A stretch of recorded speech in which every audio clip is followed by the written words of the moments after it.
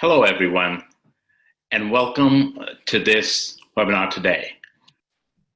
I'm going to go ahead and we will get started as other participants may be jumping and joining in. So a good afternoon and a good morning to everyone. My name is Dr. Rahul Gupta. I'm the Chief Medical Health and Health Officer, as well as the Interim Chief Science Officer and Senior Vice President at March Times.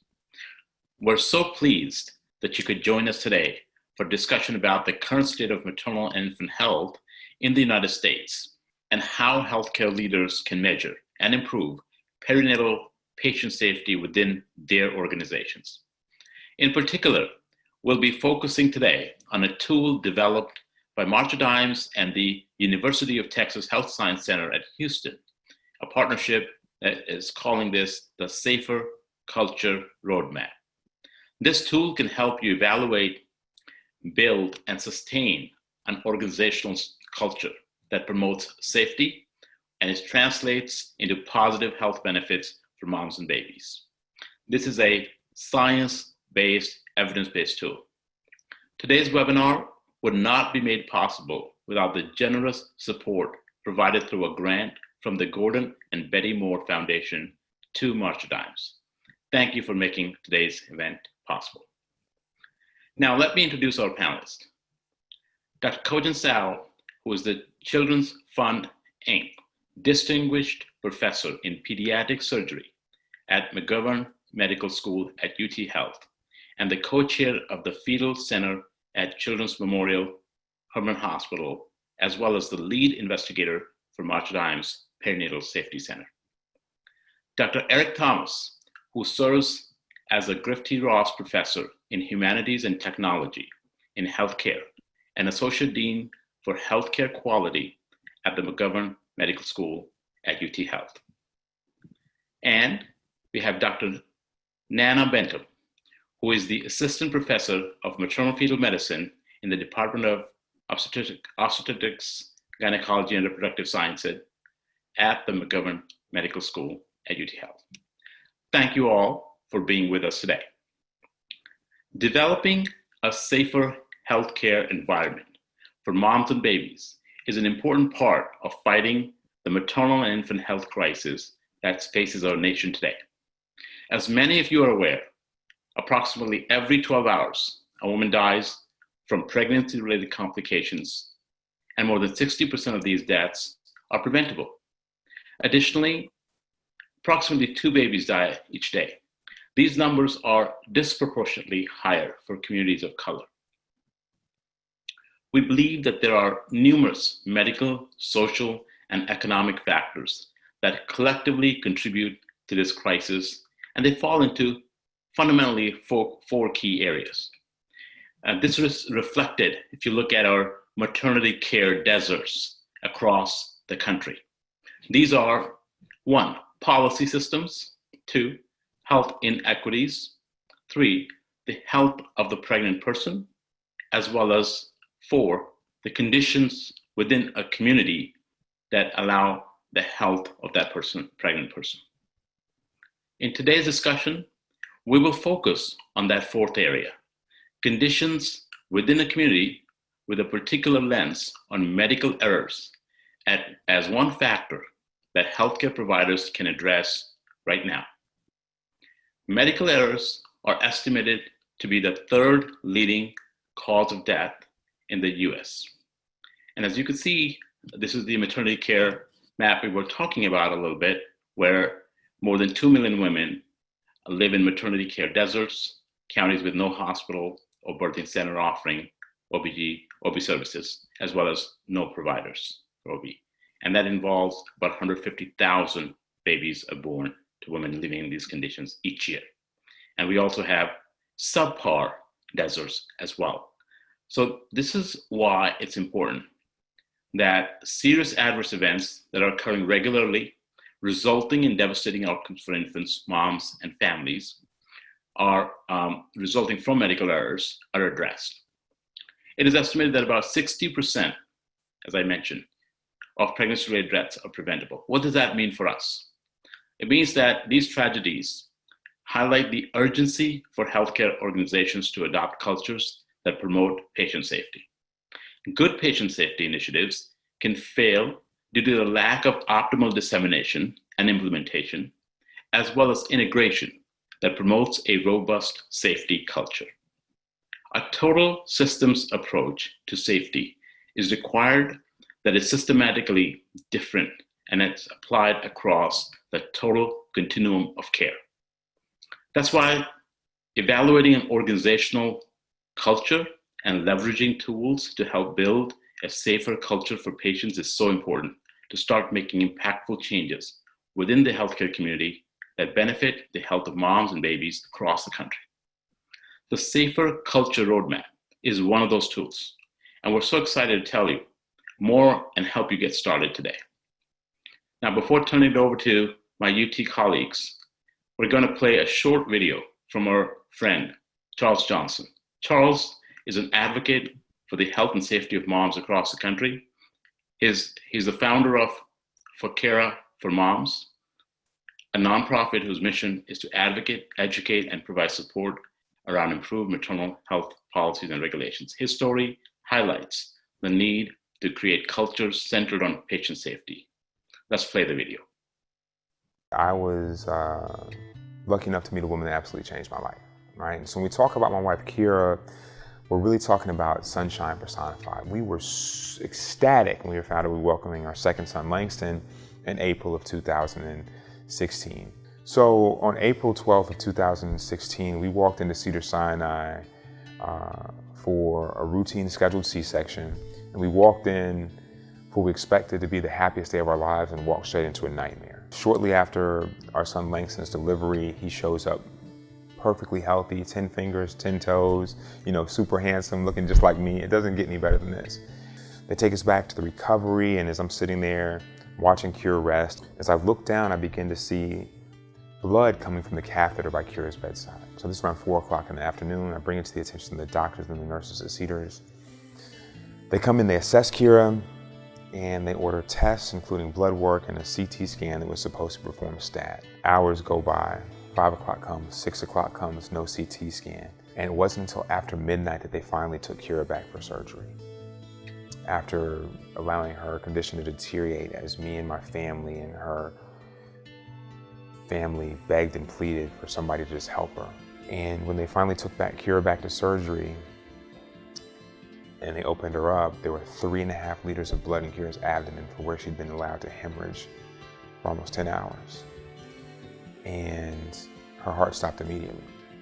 In this country, with all that we have, that if we are not protecting mothers and babies, if we can't get this right, then what are we doing? So that's why I fight for maternal health. Well, I say we must thank Charles for sharing this powerful story and being a great friend to March Dimes and a powerful advocate in the fight for maternal and infant health. Now I would like to turn it over to our UTH colleagues and start by asking how stories like Charles Johnson's informed the development of the Safer Culture Roadmap. Turn it over to you. Thanks, Dr. Gupta, for that kind and welcoming introduction. Before we get started, I think the first thing is we want to thank all of our partners, not just the ones that we have here, but at the March of Dimes, who really was instrumental in helping us develop this, as well as the folks at the Betty and Gordon Moore Foundation. So a lot of work by a lot of folks. I think Mr. Johnson's story really highlights kind of where we are in medicine these days. I think there's sort of 3 premises that I prescribe to. One is that healthcare teams and professionals want to come to work every day doing a good job. They want to take care of patients. They want to be as safe as they can, and they prescribe to almost every safety practice that we want them to, and they do it to the best of their ability. So I think intrinsically people are good in that sense. But I also know that people are human, and so the second premise is that the infallible fallacy of humans is also true, and that we do make mistakes. As you know, the healthcare system is very complex and sometimes can overwhelm a single provider in many different aspects, no matter how good they are, the level of experience, or the level of support. And so invariably, just like Mr. Johnson's story, people try, people want to do well, but unfortunately we still come in this country and around the world, events that sort of fall through the gap and end up having unfortunate consequences from that standpoint. And so I think the third aspect of what we believe really is that the foundation of everything that has to get better starts with culture. And if we think about what culture is, it's people, it's infrastructure, it's organizations that work together, speak the same language, share the same vision, and really collectively work together at that aspect. And so the Joint Commission, really wants us to focus on culture. Hospitals invest in it, but I think the paradigm here is that we don't necessarily always know how to improve that culture, and we try and we try, and I think it still becomes sort of elusive for us. So I think that's where our work, I think, hopefully will make an impact moving forward. The slide you see right here before you is probably a slide that many people in safety world have seen before. That's tip of the iceberg, and where you kind of see the outcomes. But really below that is the behaviors of the people and the patients that have to work together to get those outcomes. But what we feel like is really the culture is even the biggest foundation to that. And how does that be supported through the shared values, beliefs, and the actions of the individual that make up the organization? And so I think for us, this is what we were talking about. How can we improve upon that culture and make that a more ubiquitous existence in all of healthcare, that even beyond perinatal healthcare, we can improve safety for all patients. Next slide, please. And so, part of the premise, and I think some of the fallacies of trying to be safe and safety culture, is that many of us said that we should prescribe to being high reliability. And there's no question that high reliability organizations function at a very high level and really have their less than their share of accidents and human error.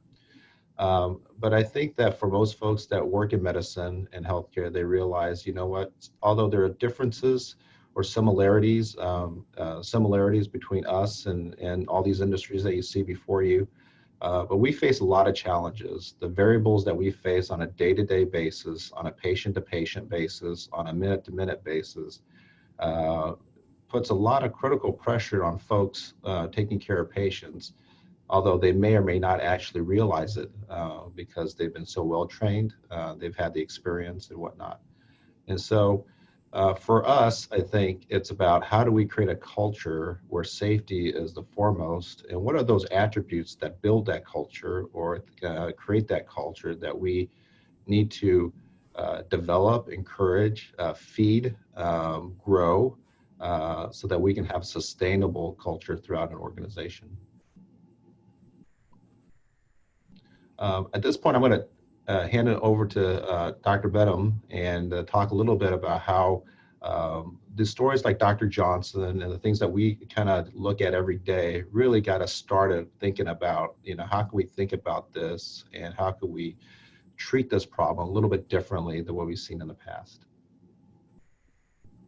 Thank you, Dr. Sal.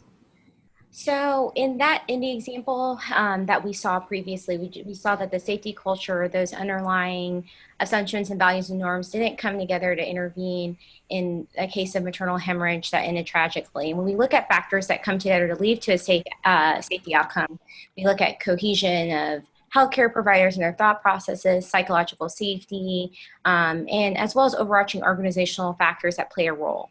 And the interplay of these parts lead to the components of the framework for the development of this safer culture and improved outcomes.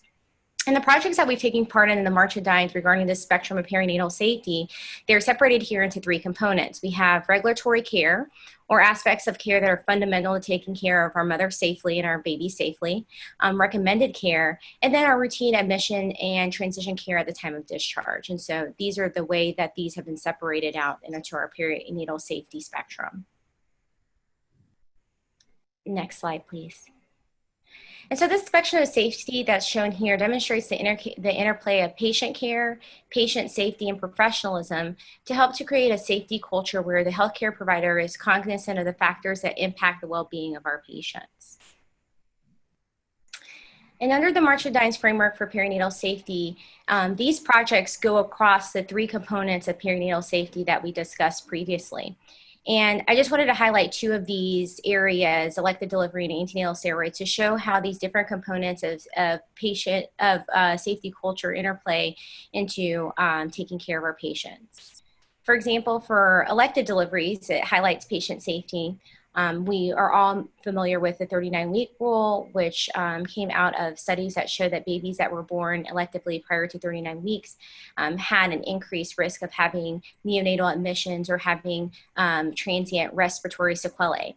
And so goals of this was to make sure that elective deliveries did not occur prior to 39 weeks, but then also another outcome that needed to be monitored as well, that was in keeping with patient safety, was making sure that medically indicated deliveries for either mom or for fetus also did not exceed the time frame for which they needed to take place in order to decrease risk to moms. So educated, and to babies as well. So education to physicians and nurses about the importance of adhering to these standards, bolster safety culture through the education and through patient safety.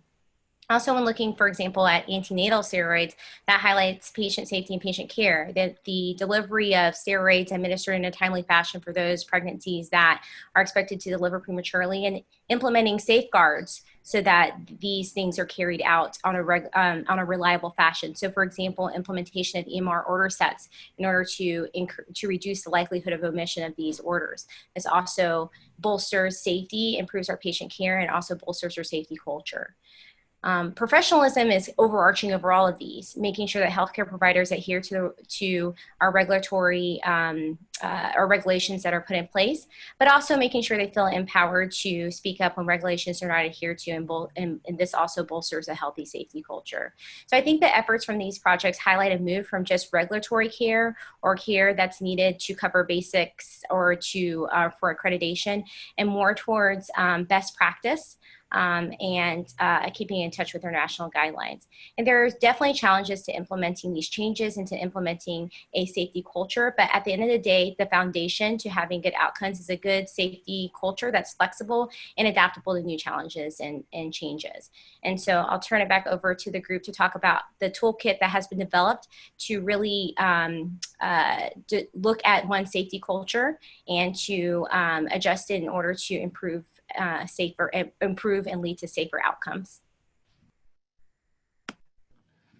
I think the important thing for the audience to maybe understand a little bit is the context of which we work in. And we took upon this challenge to develop this framework, but what it really is looking at us internally, kind of reflectively, and looking to see what are the challenges that we faced implementing many of these patient safety practices.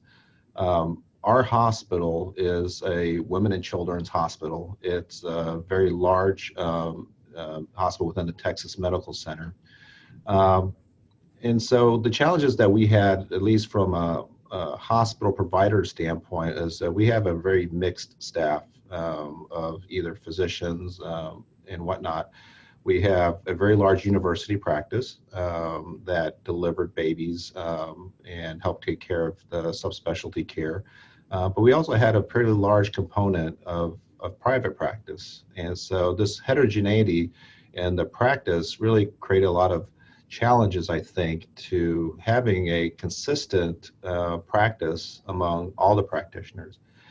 We also throw in the fact that we are a teaching institution that has patients that sometimes were cared for by the trainees and sometimes were not.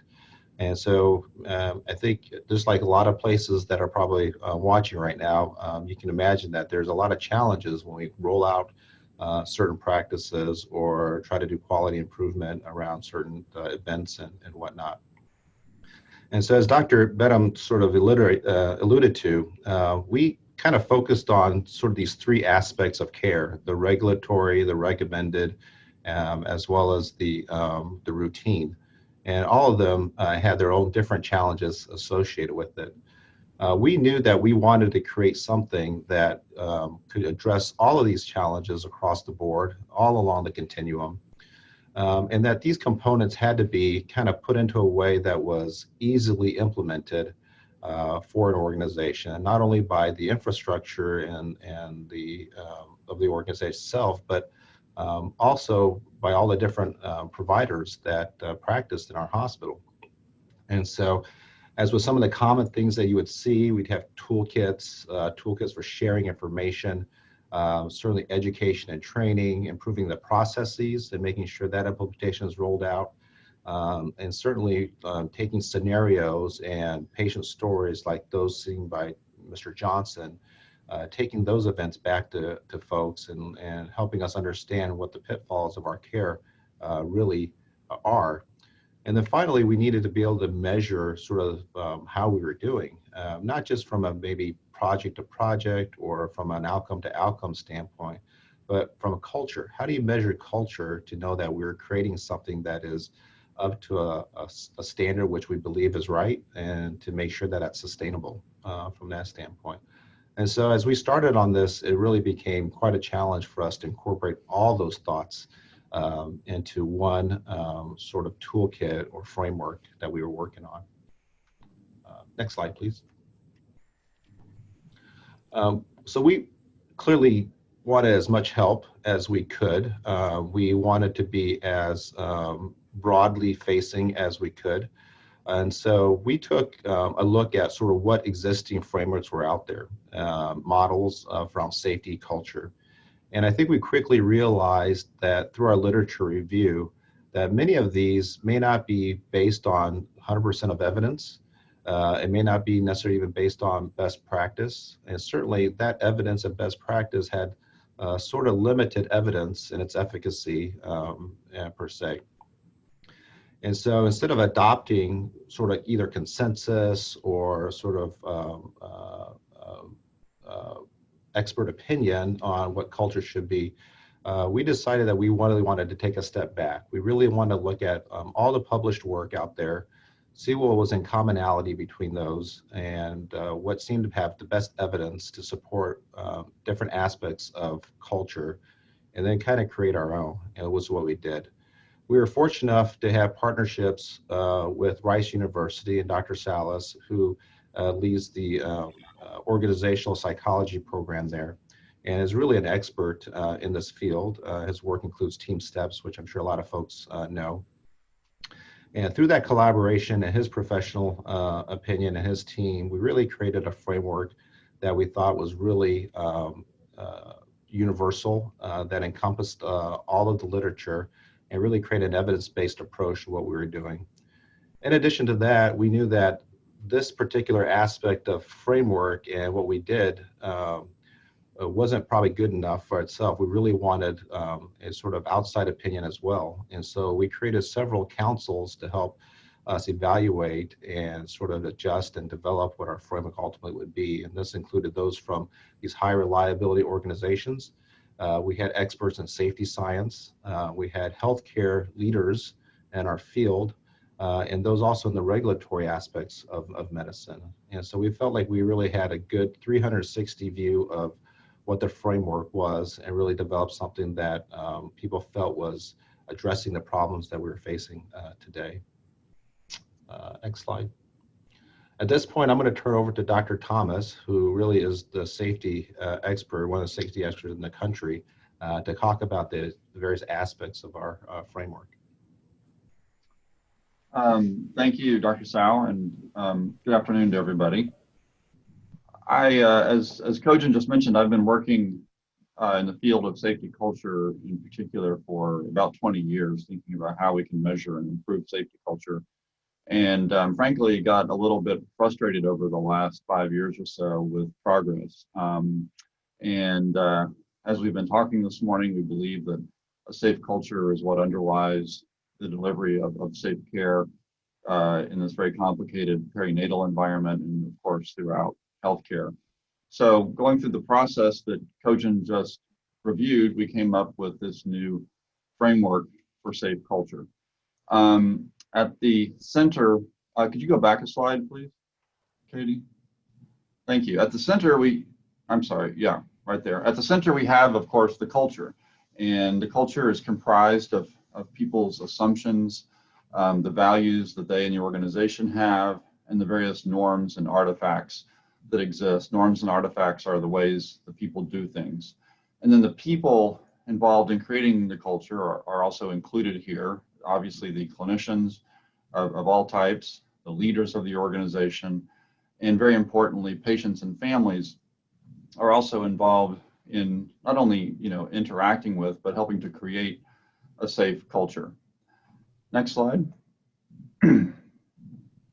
So one of the important things that we found in our literature review of multiple industries is that there are enabling factors that help to create this safe culture.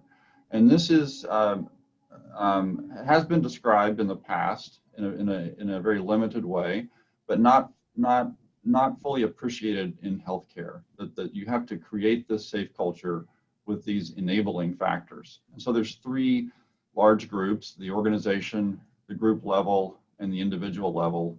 And if you go back to the organization, there's some things that we're all familiar with, that we know leaders have to be committed to safety and have to prioritize that in order to create a safe culture. And of course, we need certain policies and resources to help create a safe culture. Those range from having the right equipment to having training available, access to data, and a variety of other things as well. At the group level, there are two enabling factors: group cohesion and psychological safety. I think most of us are familiar with the concept of psychological safety, which is people feel comfortable speaking up in groups, asking questions, and sharing information they have. They feel they can do this in an emotionally safe way.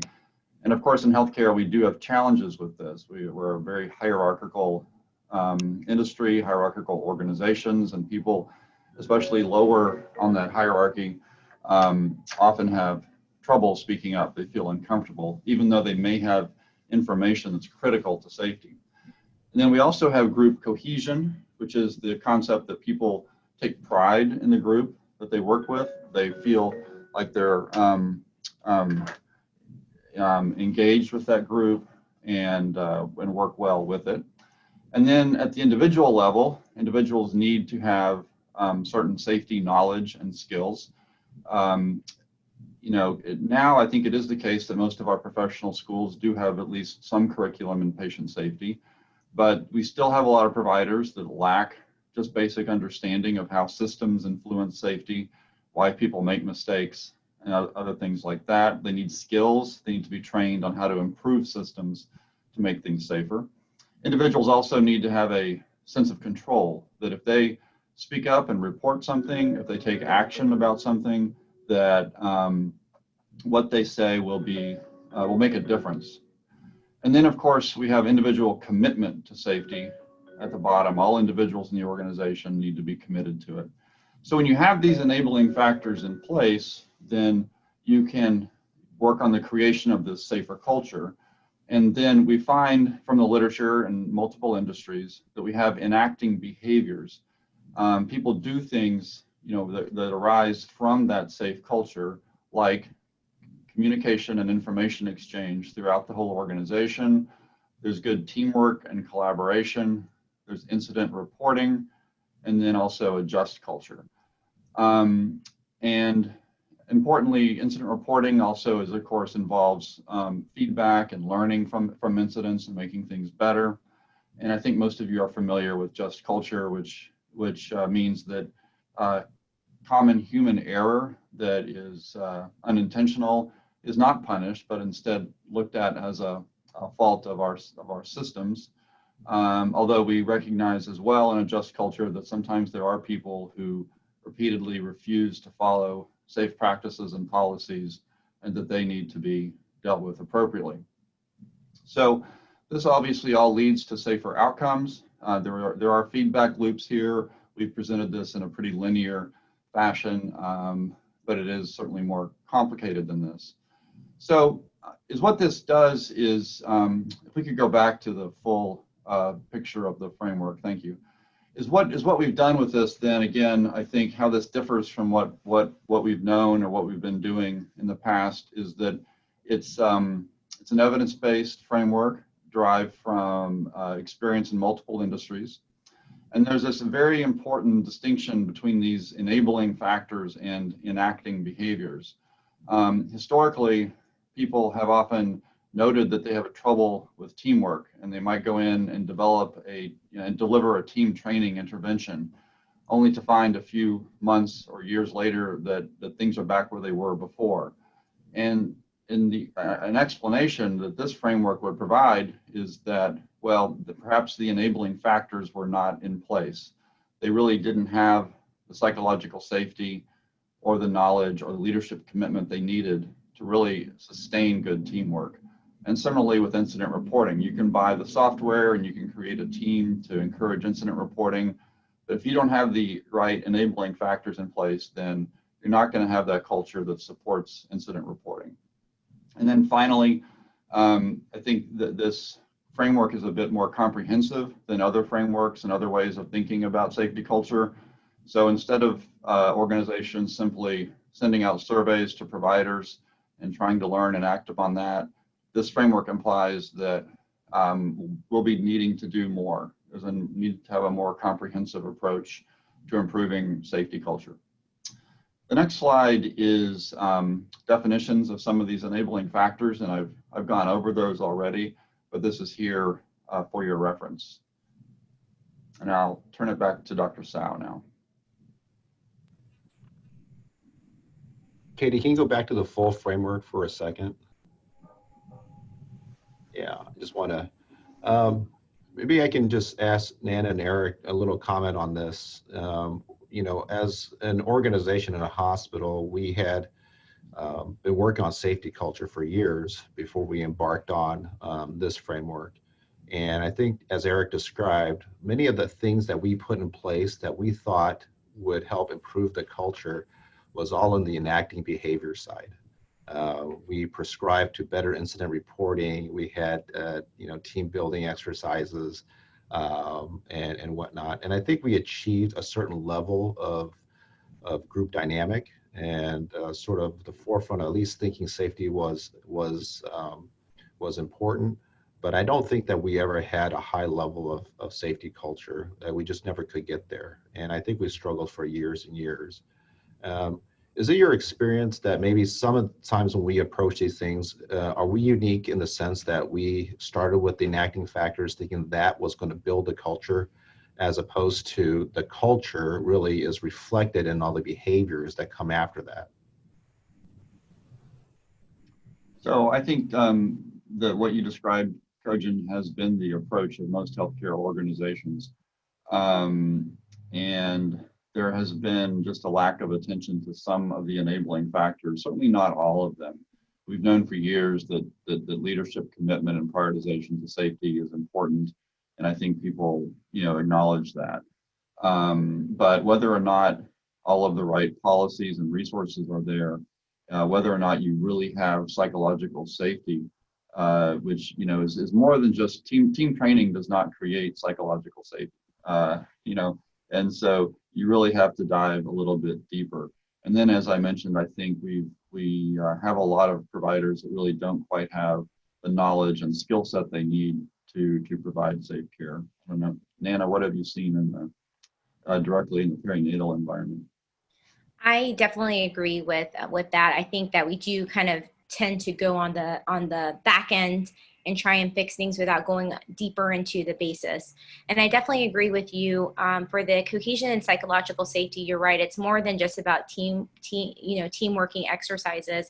A lot of these are relationships and things that develop over time, and overcoming some of the hierarchical ways of doing things in medicine, which not all of that is bad, but definitely we want to make sure that every member of the team is able to participate and able to speak where their perspective is on a given patient's care. I also agree that there has not formally, and I think it's improving now, been a lot of emphasis on on the floor and making sure on a regular basis and making sure these safety skills and knowledges are kept up. And so I think that definitely focusing more on the enabling factors and knowing that that is what kind of underpins the safety culture definitely will help in terms of improving outcomes in the unit. Yeah, I think if we took back our own experiences going through this, I sort of learned a lot from an approach standpoint. I thought for years that we had the formula to improve culture. And if you practice at different hospitals, you realize that every place is a little bit different. Even from the inpatient or the outpatient aspect, it can be very different. And so I think there's a lot of challenges for us, and hopefully this will be a little bit better and different approach for folks. So next slide, we can advance.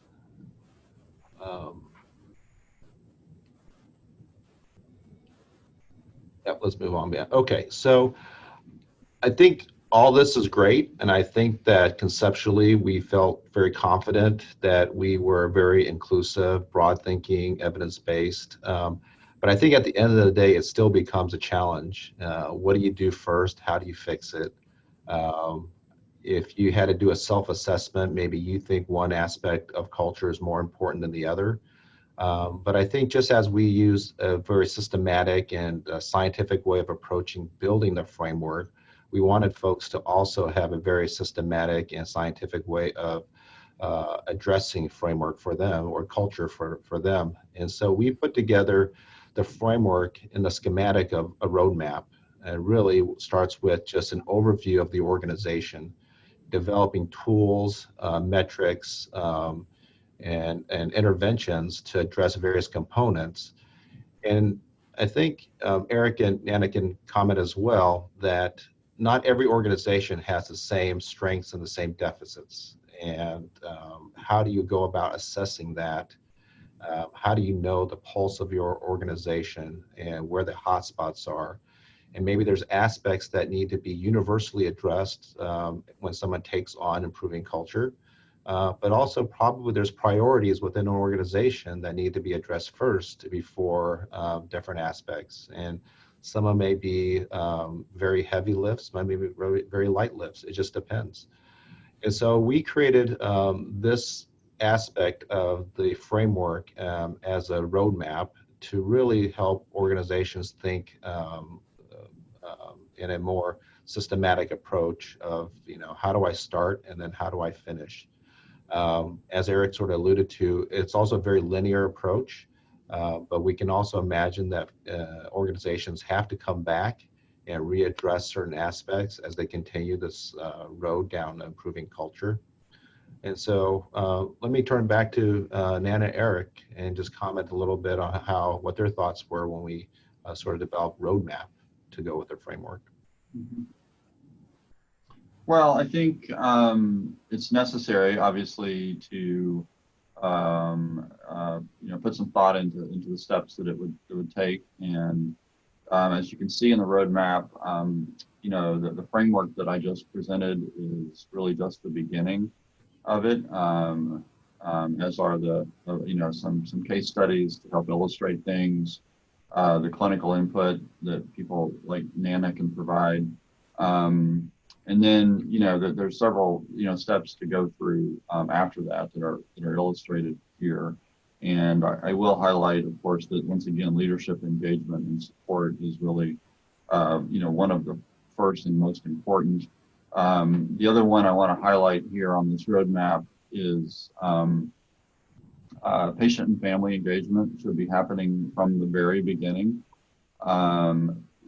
We have engaged patients and families in the development of this through doing interviews and focus groups regarding their experience in perinatal care.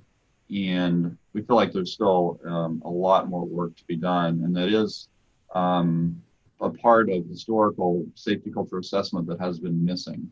If you look at the surveys and the tools that healthcare organizations use, they don't routinely use them to help, solicit patient and family input and engagement.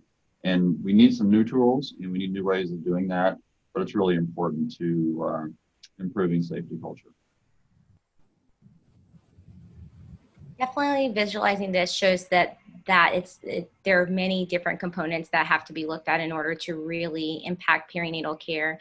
I definitely agree with Dr. Thomas in terms of the patient and family engagement. I think that's one part that's very easily forgotten when we're looking at improving our safety culture and engaging families. I know people have done focus groups and things to really get our patients and families involved. I think is very key. I think the other thing is that sometimes traditionally we've focused on individual factors and not necessarily just on group factors. And so looking at the individual, of course, but then also looking at how different components of the healthcare team work together is definitely very key and definitely very helpful in improving safety culture and environment. So those are kind of two of the things that really stand out to me that were great to see in this roadmap. Yeah, I can't reemphasize that enough. I think the biggest aspect that that continually repeated itself and shown up was the need to have patient and family input and feedback. We had numerous interviews with individuals, focus groups, workshops with our patients and families, and we didn't just necessarily want to hear their stories, but we really wanted their opinion on what we were doing from their perspective. And some of the things we learned didn't matter to them. What we thought was important didn't matter to them, and realized, man, we were working years and years of trying to improve this aspect of care, and it wasn't that important. But we really learned things like communication was vital, and clear communication, setting expectations, things that we think we do, but we probably don't do it to the extent that we probably could, was extremely important, and how that really impacted their lives and sometimes their outcomes when we were taking care of patients. So the patient and family aspect is a huge component of this framework. So, any other thoughts or comments on the roadmap or framework, team? No? Okay. Next slide. And so we will provide a link to folks. A lot of our work is online, and we'll provide the link to that. And it has case studies. It has the framework. It has all the explanations, the tools that we used to help develop it. And then it has case studies in which how the framework really applies, identifies some of the gaps in cares and whatnot. And as folks take a look at this, we want your feedback as well. We're very interested in what others think of this. We know that it has to be applicable to everybody, and so we are always in a dynamic mode of developing our framework. So, Dr. Gupta, I think I'm going to turn it back to you at this point. Wonderful. Thank you, Doctors Sal, Thomas, and Bentham. Standardizing the culture of safety certainly is important, and thank you for all your work over the last several months, years on this. I think this is really, really important, both the process and the science that went into it, as well as the application that we potentially have the opportunity for on what you have developed. So I hope folks not only look into it, but are able to use it broadly and apply it. For this next part of our webinar, we'd like to invite you to ask questions from panelists. Please use the chat function in Zoom to ask your questions, and we will answer as many as we can. So I'm going to go ahead and start with the one I do have, which is primarily talking about, question is, I noticed that community health workers are not included within the safety culture and team, and why is that? So that's a really good question from Sharnice.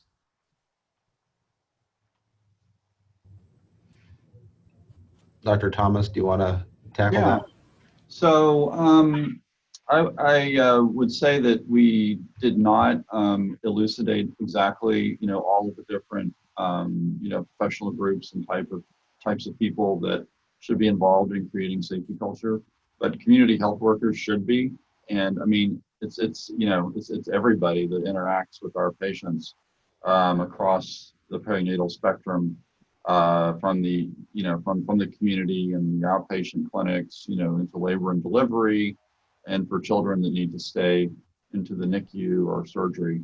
So it includes everybody, and there's really no reason to think that there's anybody involved in healthcare that does not have a role in creating a safe culture. Great point. We also have a question from Alma asking, how can states start proactive work to develop a task of accountability for a culture of safety, and how could that be tracked? It's a great question. I'd like to comment on that. I think that is definitely an excellent question. I think that actually some states have already started to tackle this. I know, for example, being in the state of Texas, Texas A&M has gotten together. I know California Collaborative, many states are getting together now to actually put together different outcomes that they want to impact, whether that be treatment of, say, maternal hypertension, hemorrhage, those aspects that are preventable, and actually getting hospitals together to partner together in order to strive to improve these outcomes, and then also allowing different hospitals to actually go back to their hospital and see what are the issues or what is holding them back to get to those outcomes. Because as Dr. Sal alluded to, every hospital tackles this differently because every hospital has different challenges to getting to those goals. And so it's not a one size fit all in terms of what you use in order to get to your needed outcome. But getting together at that level from different hospitals, they go back to their home hospital, they enact what they need to do specifically to their hospital, and then we actually come back together and discuss what worked at your hospital, what didn't work at your hospital, and not reinvent the wheel, because somebody may have already tried it at their hospital and found a way that it works or doesn't work or that may be applicable. So I think that crosstalk is happening, and hopefully I hope that spreads to different states, and that from a state level, we can disseminate that information out to a hospital level as well. Great, thank you. And then we have a two-part question from Sharon. One, I believe we've already, Cogent addressed it, which is the involvement of parents and families in the development of safer culture roadmap. And you're welcome to, if you have any comments further on that one. And the second part of that is also within UTH, what will be the next steps to take this process to its natural fruition, which is we ensure that there's standardized culture of safety across the nation, pretty much. So I'm going to put those questions to you. I think the framework and the roadmap still needs work and maturation. I think that, as I mentioned earlier, our approach has been a very scientifically driven approach, and I think we want to take a very systematic approach in assessing its utility and its efficacy. And so our current next steps is really a better integration of the framework within our own practice of culture, getting an assessment of our institution and where those lie. And I think as more institutions want to adopt this framework, we have the ability to learn from each other. I think that our goal is to have a community of folks that are very interested in improving culture within their hospitals, and taking lessons learned from each other and addressing the challenges and whatnot. I don't think anybody would say that this is the end all and the magic key to solving culture issues.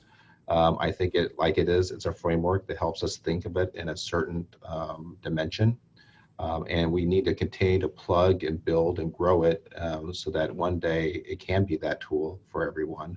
But we feel confident that we've addressed many of the key issues that build and develop culture at this point.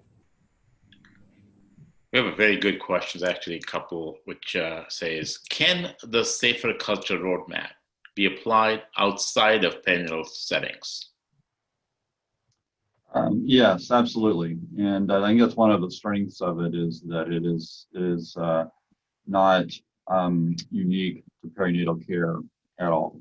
As a matter of fact, I think as we mentioned, it was derived from experience not only out in other settings of healthcare, but in other industries as well. So it really can be applied to creating a safe culture in any healthcare setting, inpatient, outpatient, in any specialty field, et cetera. That's really important, and thank you for that answer.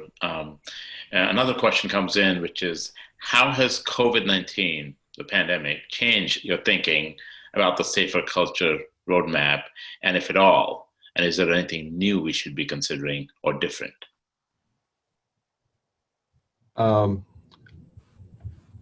My initial thought going through the pandemic is that I wish we had this in place years ago, and to be pandemic ready. I think that the challenges with any organization is to have the foundation and the nimbleness to change and to address challenges in a way that the whole organization moves cohesively. And I think that many places have found, including ours, that when we faced a challenge like the pandemic, where organizations have to make decisions and move quickly, that there's always going to be hiccups. And as we were going through the clinical process of our hospital getting up to speed and taking care of patients, you could just see all the aspects of the framework that if we just had that piece in place, if we had addressed this a little bit earlier, this implementation would have been a little bit better and whatnot. And so it reinforced, I think, my belief that we're on the right path, meaning that this is not going to be the last time that healthcare faces these kind of challenges. And as long as we continue to build a culture, we should be able to face those challenges with a lot of ease. I'm not sure anybody that's on the panel or in the chat would ever say that they went through the pandemic in a very smooth and hiccup-less process and whatnot, and still probably facing a lot of challenges, even as some of the patient volume is decreasing, and we certainly are in that group as well. And so that was really what strengthened my belief in what we're doing. Great. It gives it a systematic way of looking at an issue. And then also, like Dr. Thomas highlighted on, there's a lot of feedback loops. So it's not just linear and goes in one direction.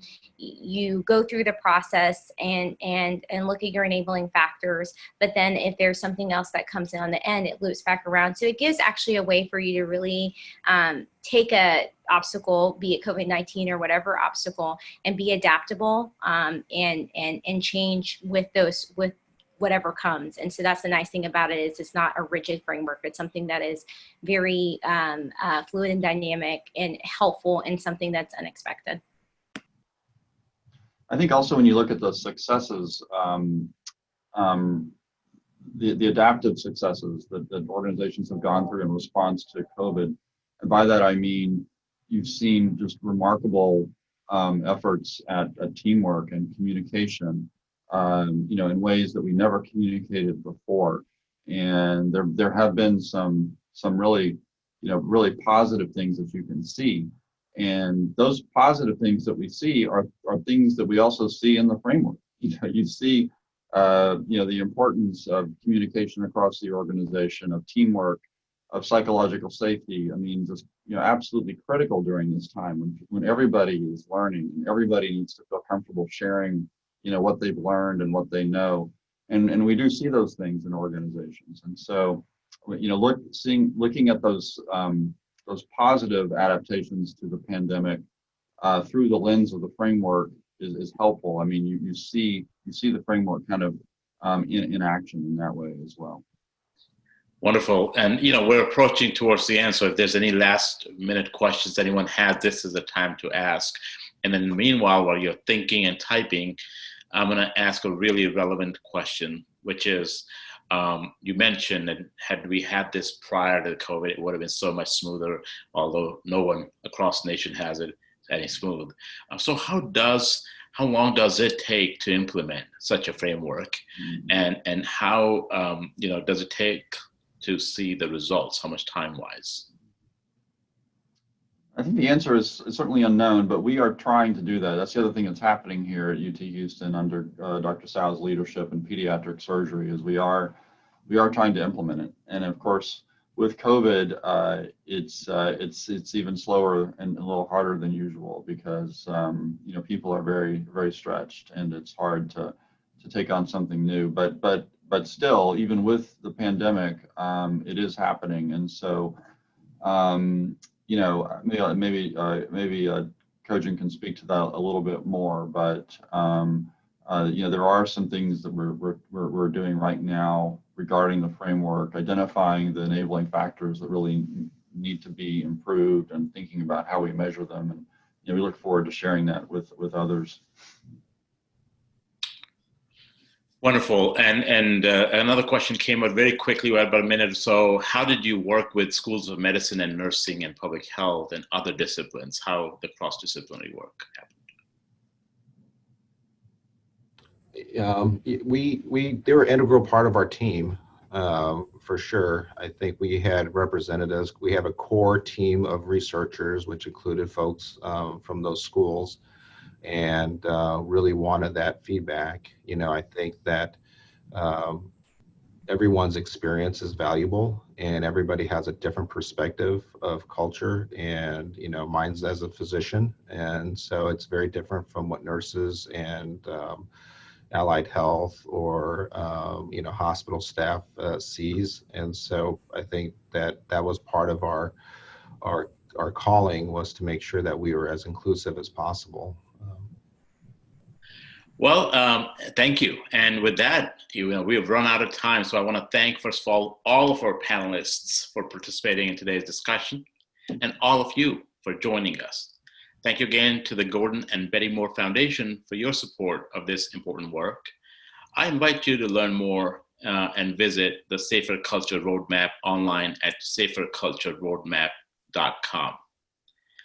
Thank you to everyone. Please have a safe and a great afternoon.